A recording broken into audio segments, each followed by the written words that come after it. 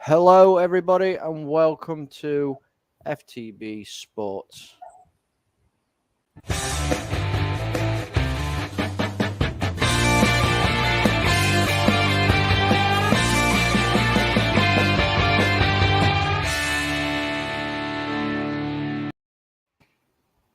I am privileged to be joined today by Blue Moon Ian. How are you today, mate?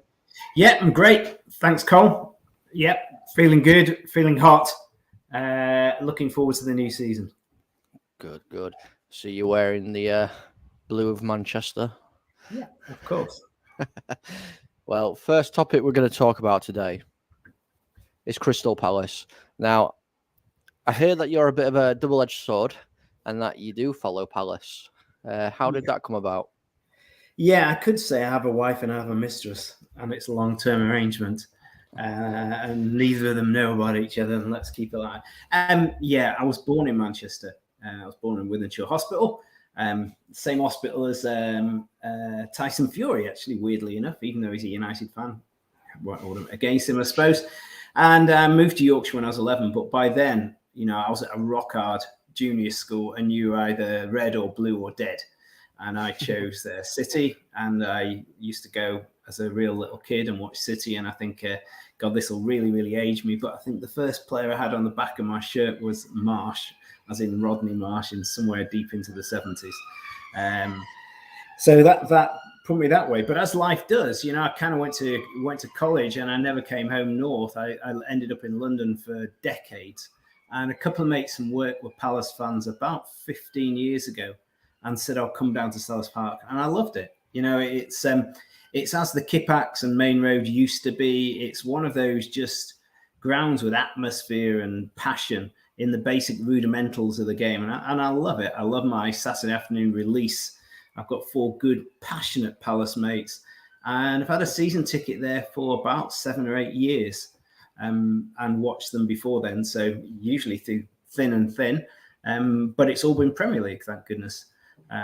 So that gets me to where it is. When City go down to Selhurst Park, I'm with the City fans. That's the kind of acid test of my relationship. But yeah, I love both teams. But my heart is always at City. Oh well, that's good to know. It's always good to see that your heart is in the one place, even though you support another team. It's very similar to myself. Obviously, I'm a Manchester United fan, which is quite interesting to say. I'm talking very politely to a Man City fan. It doesn't normally go that way. When you never even bothered talking to us at all for about 25 years. So what the heck, this is conversation.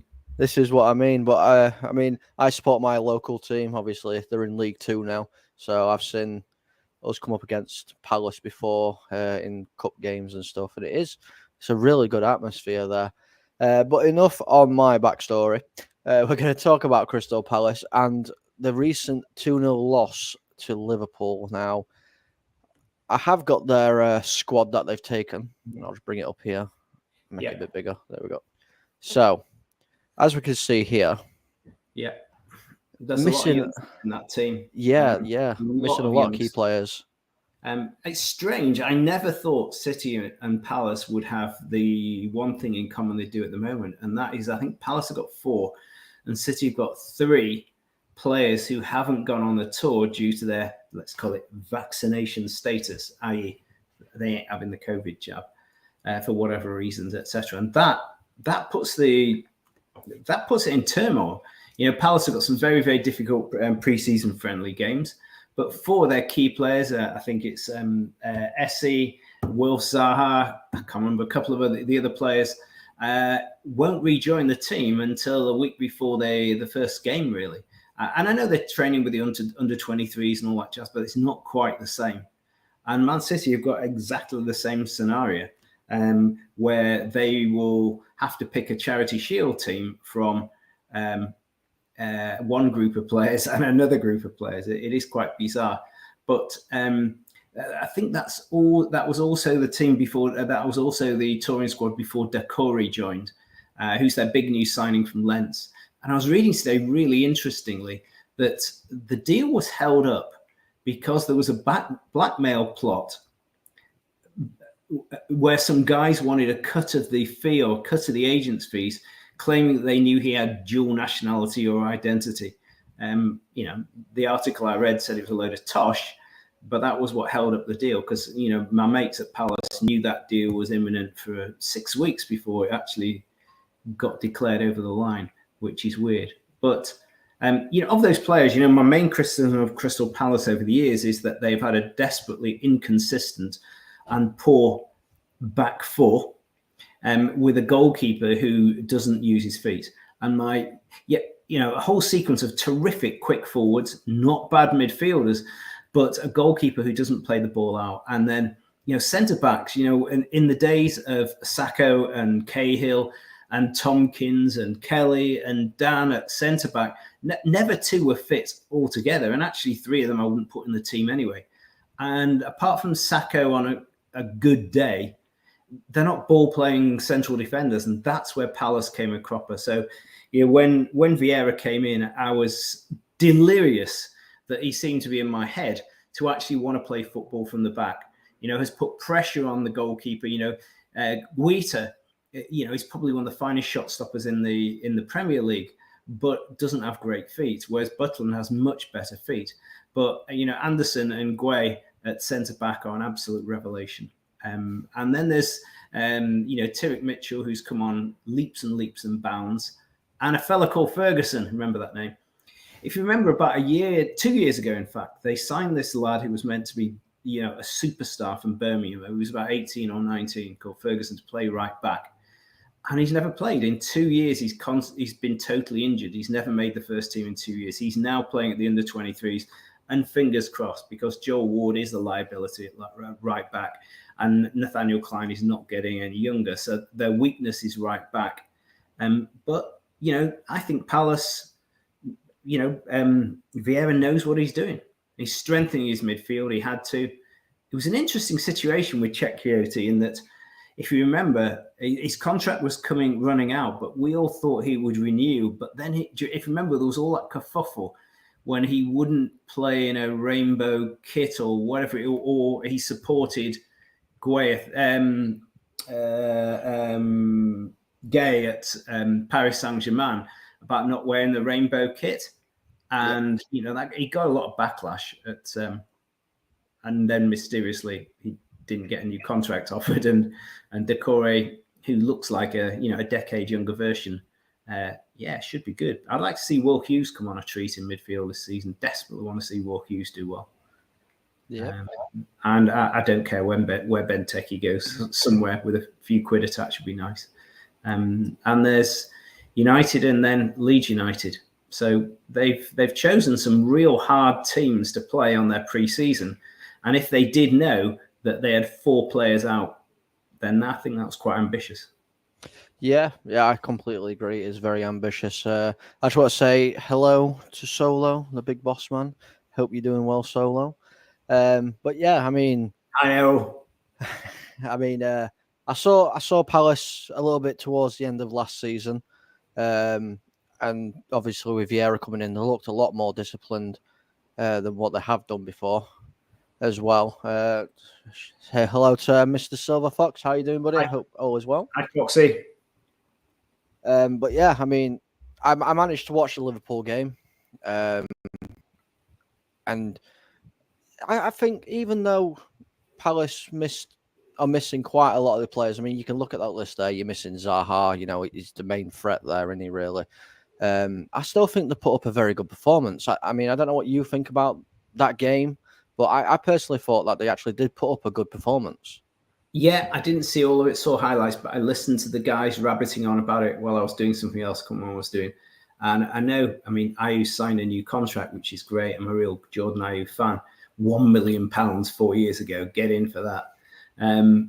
And yeah, it was a great run out, to get Mitchell back in harness there, Anderson.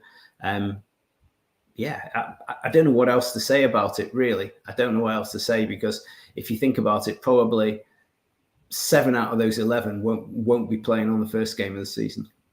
Yeah, no, there won't be. I mean, obviously, like you said, they've got some hard games. They've decided to play Liverpool, then Man United, then Leeds United. From The list that we can see here, do you think any of them have a chance of getting in that aren't normally in? Do you think Vieira's going to look at them and go, right, you've played this well during pre-season, I'm going to give you a chance this season? Or do you think it's just a case of, well, we needed players, so we've had to take them? I think it's about depth of squad. And I think it's about, is it 5 subs this season? Yeah. I think there's going to be options there. There's hardly any cover at centre back. And hot off the press, if anyone wants a bit of rumour, there's a chap called Chris Richards, who's a USA centre back at Bayern Munich. And the word is that there are negotiations going on for Palace to join Palace somewhere 7 to 10 mil. So there you go. You heard it here first. Interesting. I mean, you'll have your ear down to the ground over there.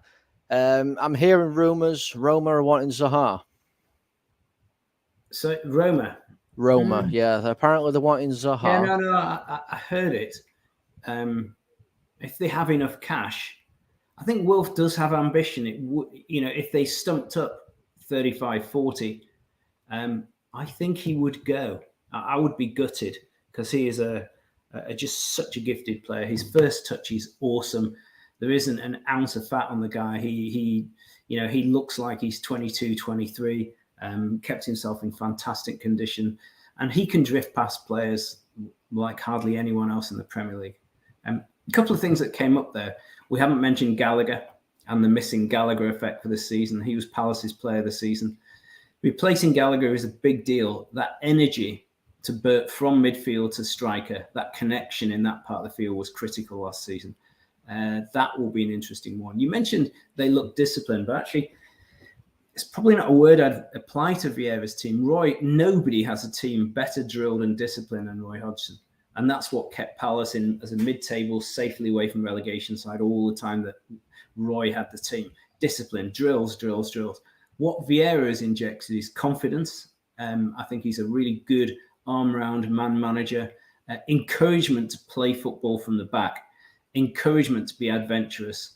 There will be a couple of times that Palace, a little bit like Southampton, I like the manager at Southampton, will get a bit of a crushing, but it's because he wants to play football.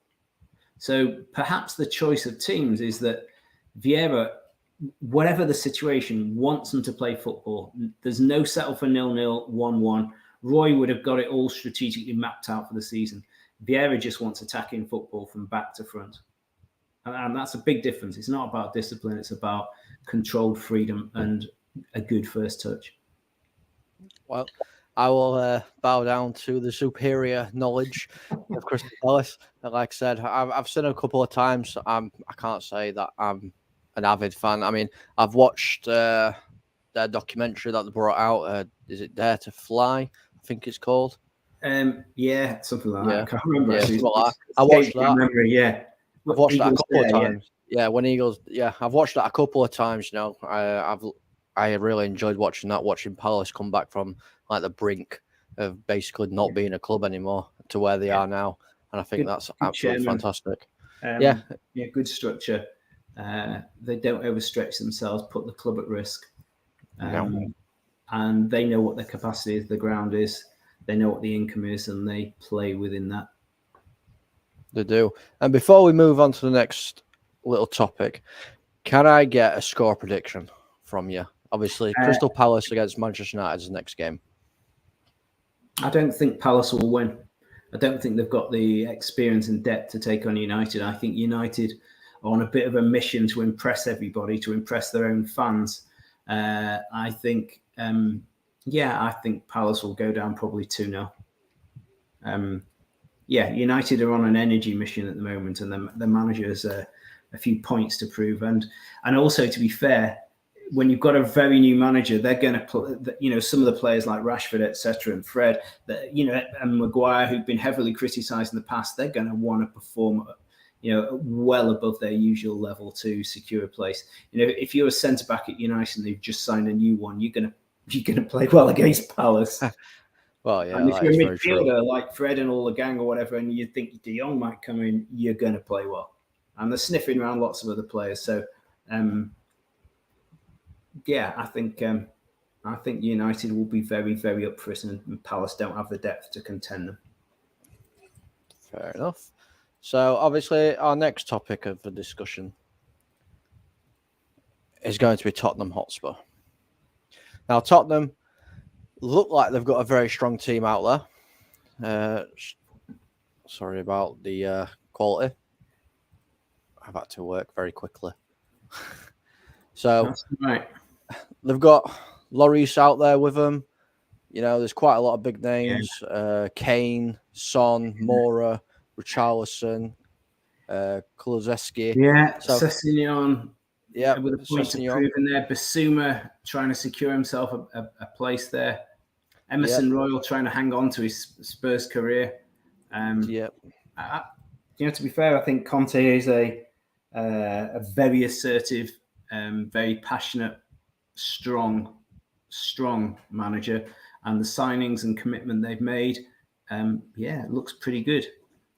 Interestingly, I mean, I know we all talk about fair play, etc., and we'll talk about Man City in a bit and Liverpool in a bit, but City have offloaded one heck of a lot of players to balance the books for the players that come in. In fact, they've actually sold more than they've taken in. I haven't seen anyone. Has anyone? Oh yeah, the guy who went to the Spurs, I think, have sold one player for a decent amount of money to Ajax, haven't they? Yes, Steven Bergwijn. Bergwijn. But apart from that, their outlay on players must exceed their sales by 60, 70, 80 million more, maybe. Yeah, easily.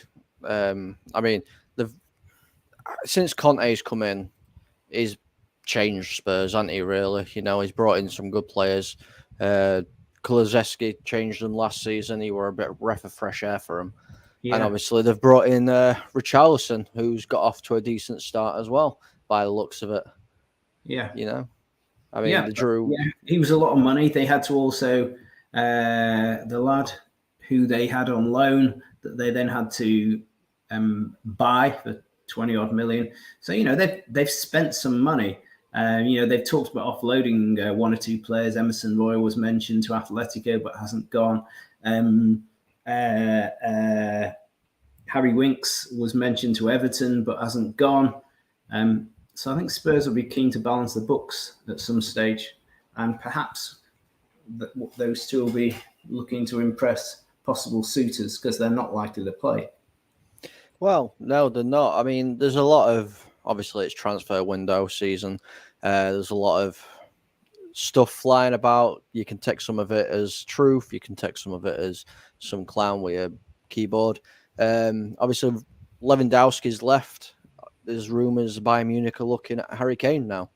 How much would that be a blow? They've just spent 80 million on De Ligt. They won't have the brass for that. No, I don't think they will either. But, I'm just going by what people are talking about and everything. But I personally think Harry Kane, if he wants to go step up his game, he needs to leave Tottenham. I don't know what you feel about that. I thought Manchester City was going to be looking at Harry Kane before, obviously, they got their new signing of Haaland. Yeah, I think the Harry Kane time came. What is he, 28, 29, maybe a bit more. I think his time for City came and went. He would have, he's a fantastic player. There's no way Spurs will let him go. And I think he must be enthused about what's going on at Spurs. The manager, the players they've brought in. If I was Harry Kane, I'd be looking around and thinking, maybe my time is going to happen at Spurs. Maybe I will win something at Spurs after all. So I wouldn't be surprised if Harry Kane is super motivated for the season. Really believes all the activity at Tottenham and the positivity gives him one of the best chances he's had in his career at Tottenham to win something this season. Won't be the Premier League, I don't think so. I think they've got to start at least, they haven't put silverware in the cabinet since, I don't know, Alan Mullery played for them or something like that. But I think they could win one of the cups, and I think they could secure a European berth. I was chatting to Foxy, actually, on his show, and saying about some of the signings at Arsenal. Arsenal have got a tough gig on their hands this season. United have wind in their sails and a new lease of life. and will be fighting for a top 4 place. Chelsea are rejuvenated, and we know they've got a bloody good manager. Conte and Spurs are even stronger than they were last season. I don't know where Arsenal are going to get into the top 4. If you're still in here, will shut the door on them. Yeah, I mean, if Mr. Fox, if Mr. Fox is still here, I think he'll probably disagree with you. Yeah. But no, I'm in the same agreement. It's the runaway leaders are Man City and Liverpool. Let's face it, the title's going to be between them two. But everybody else is behind.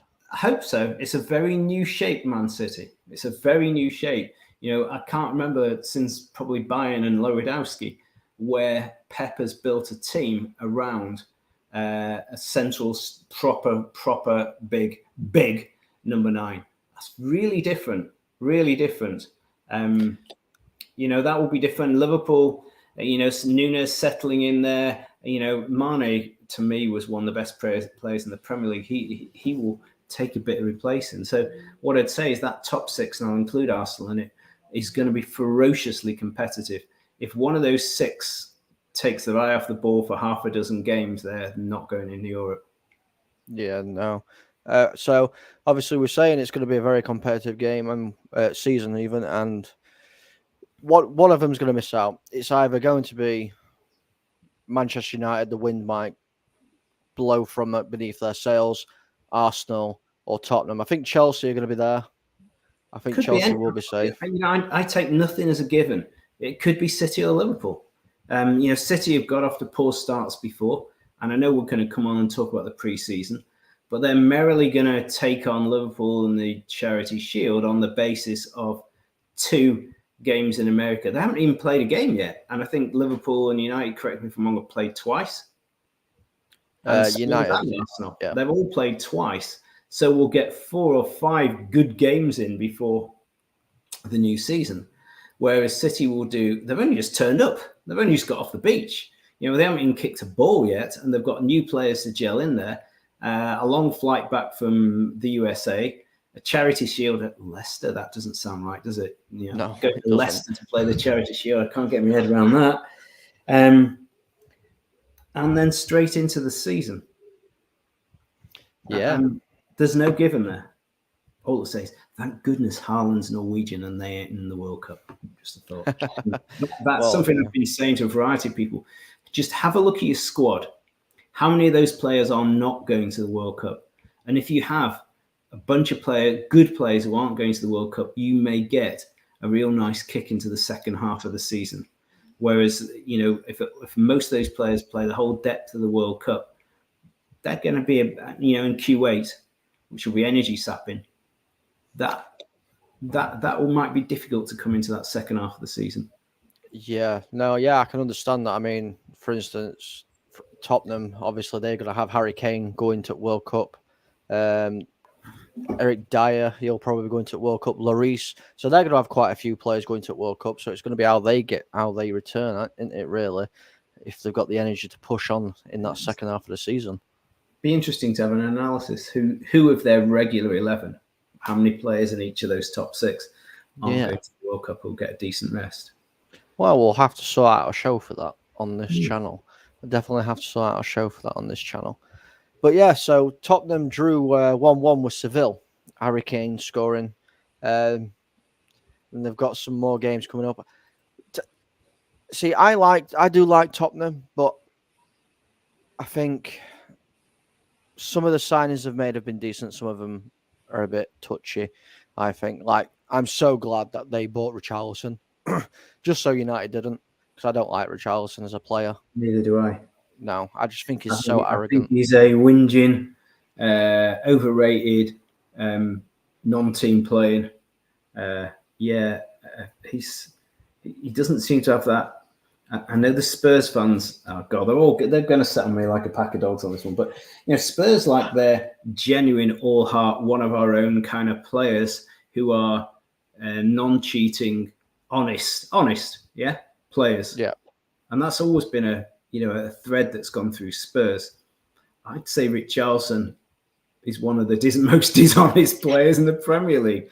So I think maybe Conte will bash him into shape and tell him to get over himself. But yeah, I wouldn't be where I'd spend 60 million quid. No, I agree. I wouldn't spend £60 million there either. Not a chance.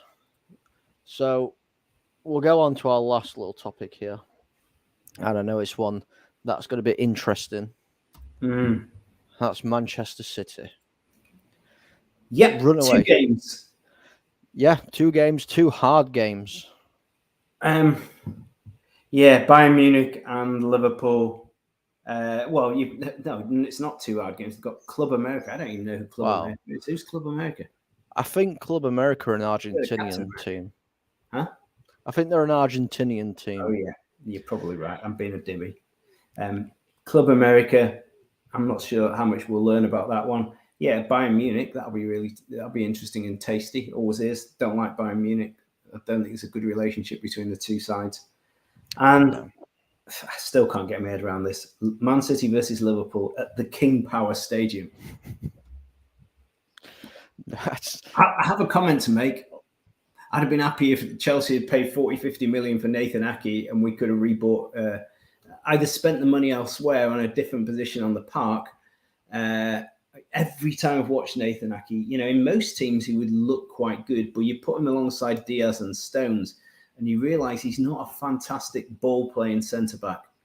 He likes to push it sideways or backwards. He's not a fraction as comfortable on the ball as the other 3 centre-backs that City have got. And there was times, and again, I'm surprised when Pep could have played him and chose not to.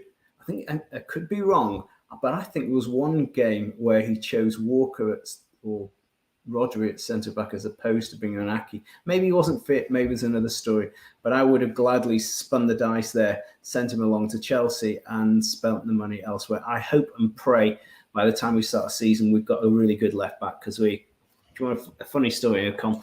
So, we haven't had a decent left-back, and don't give me the Zinchenko bit because he has been so vulnerable to the ball over the top, lack of concentration, etc., etc. He's not a left-back. He's just not a left-back. He's got a nice left peg, and everyone says, yes, but he's played all those games for Ukraine. But come on, most of those games are in qualifiers. Who has he played well for Ukraine? He was okay against Scotland. Well, whoopie-doo.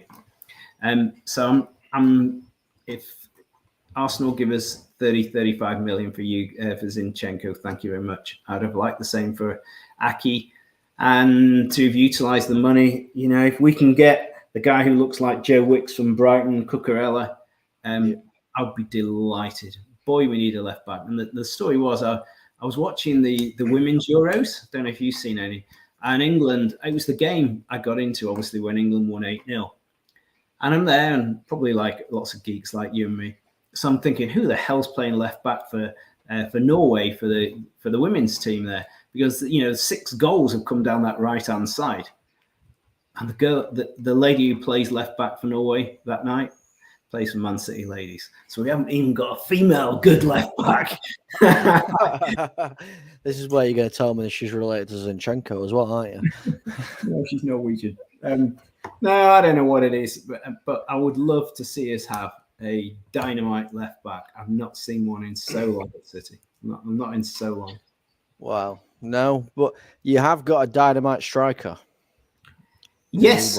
Well, hopefully we got 2 in Alvarez. I'm glad he's bloody young because he's just played a whole season out in South America. Literally plays the last game, gets on a plane, gets off a plane, gets on another plane to go on the American tour, and he'll start the season. Jesus, he must have some legs, that lad. And he'll probably go to the World Cup with Argentina. So I don't know if he has a life at all. He probably doesn't have a dog to walk or anything like that. If he does, he hasn't seen it a long time. But yes, but I think we've got a fantastic striker in Haaland. Fantastic.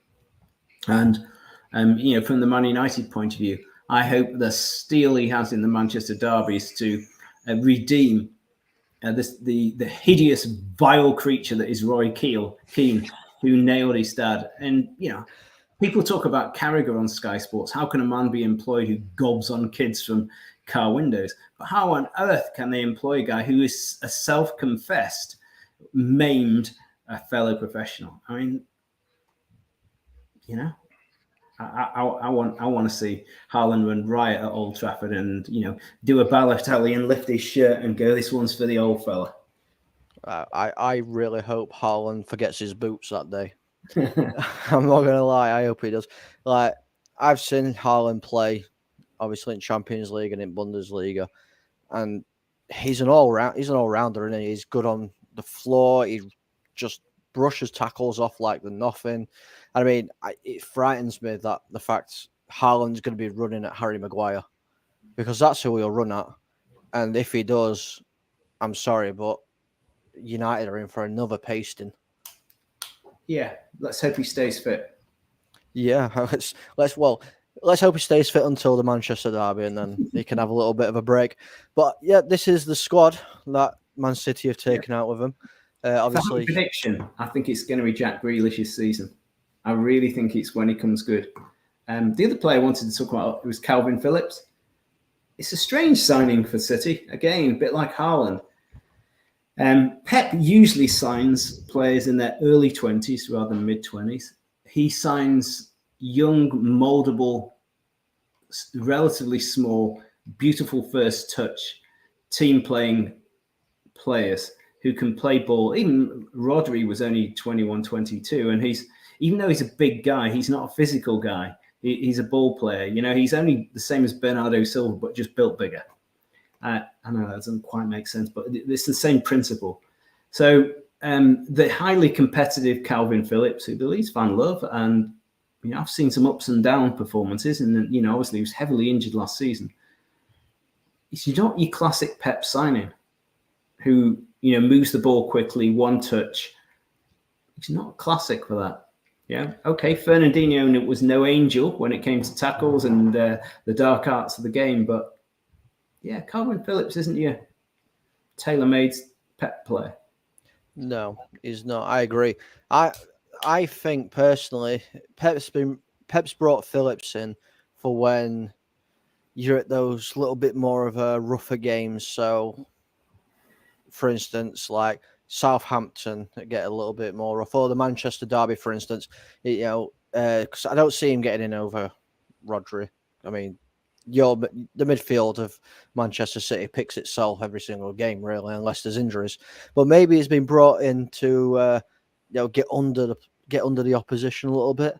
Get thrown on and be like, get a tackle in. Make him think twice. I wonder how much the Spurs' performance against Man City last season hurt Pep Guardiola. Spurs outplayed City twice, and it was all about burst play. And I wonder whether, certainly away from home against the top 5, top 6, whether they play Rodri and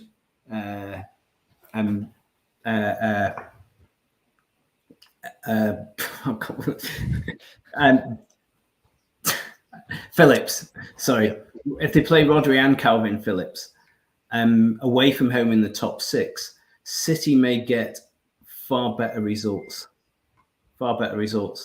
and contain those rather than that kind of gung-ho performance away from home against those top clubs, and where City have got caught cold against in the past against teams like Leicester who burst at them, Spurs who burst at them.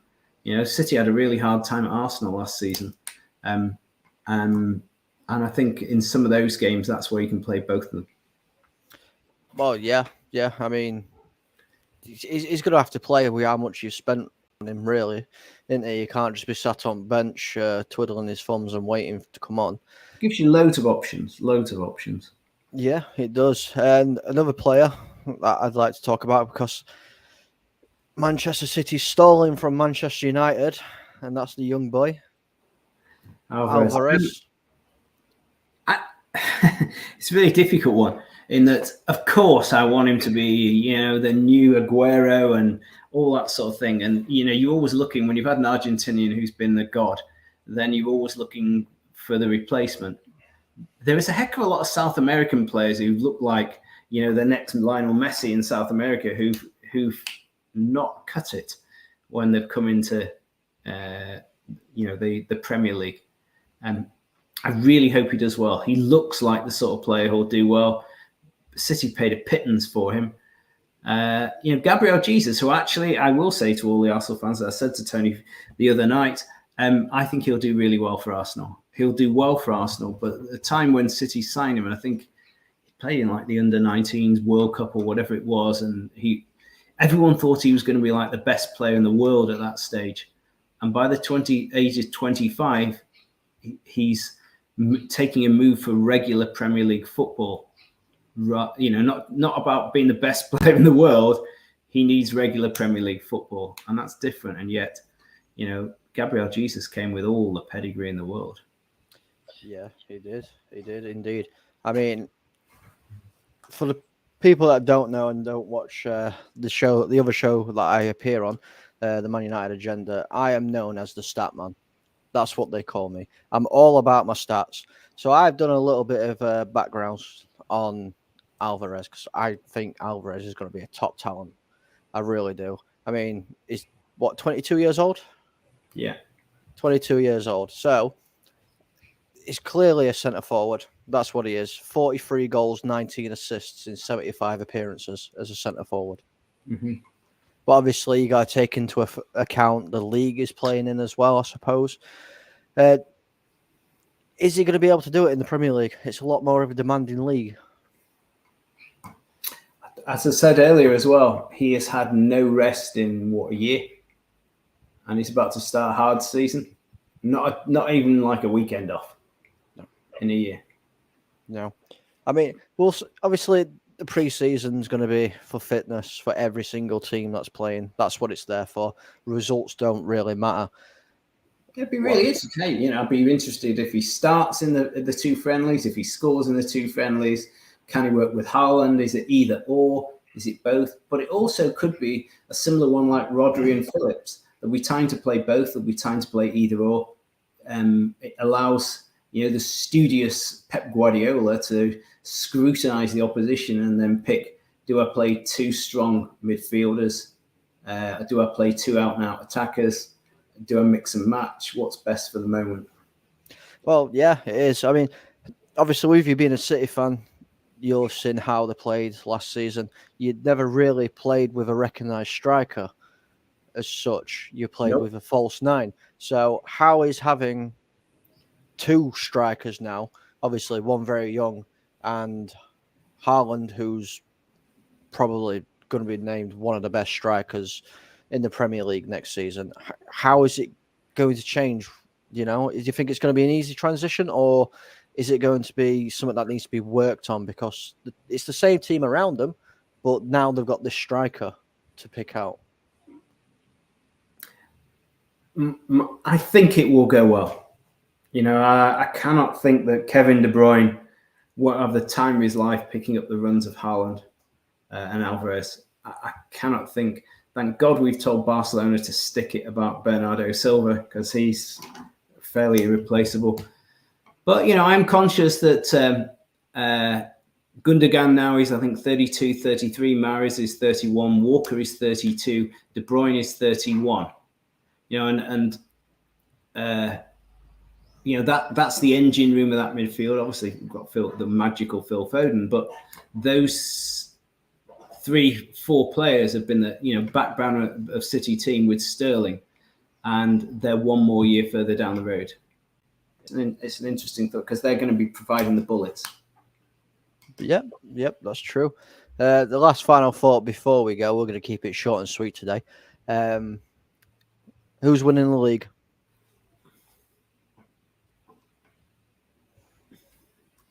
I'm not sure. I'm really not sure. And that's not a sit on the fence. There's been, what I'd say it looks like reasonable change at Liverpool. Liverpool have to be there or thereabouts. United at the moment are talking a very good game. Let's see. Ten Hag seems to be, saying all the right things to be perceived as a fantastic manager. Spurs have spent in some places quite well, and they do have a very good manager. Love Arteta. Arsenal will be a touch stronger, not a lot stronger, but a touch stronger. And Chelsea, Tuchel really knows what he's doing. You want me to commit to a team?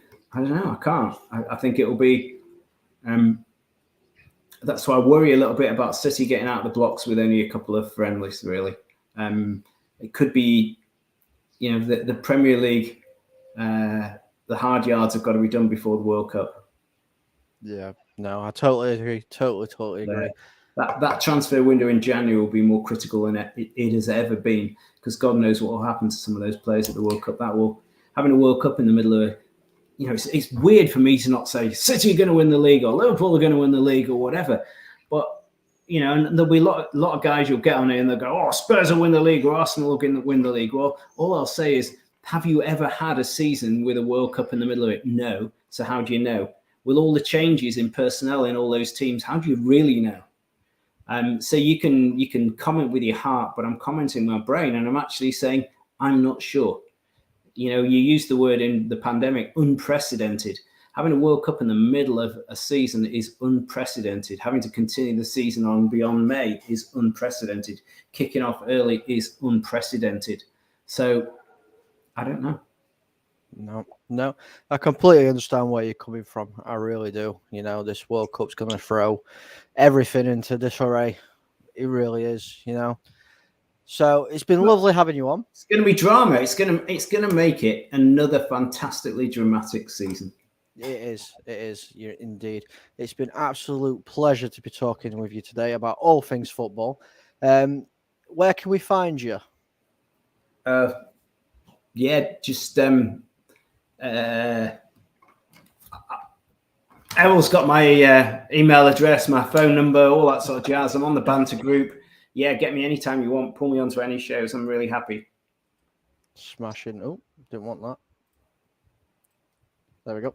Smashing. It's like I said, it's been an absolute pleasure talking to you. You really do know your knowledge, and I'd love to have you on the show again. Hopefully, we can get a few more people on with us, and we can back and forth everything that we discuss about football. So, from me, it's good night. Have a great evening, guys. Cheers. Adios.